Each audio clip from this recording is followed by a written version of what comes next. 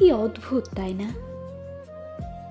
হারিয়ে ফেলা মানুষের প্রতি আমাদের হৃদয়ের গভীর থেকে একটা অসম্ভব টান থেকেই যায়। হারিয়ে ফেলবো বলেই হয়তো বিধাতা এক অদৃশ্য মায়ায় আমাদের জড়িয়ে রেখেছেন। তারা চলে গেলেও এই মায়ার চাদরে ঠিকই থেকে যায় তারা, আমাদের ইচ্ছের বিরুদ্ধে।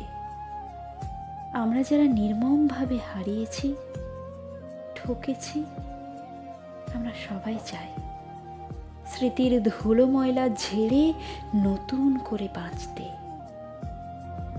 একজন বলহীন শয্যাশয়ী ব্যক্তির যেমন উঠে দাঁড়াতে না পারার আফসোস,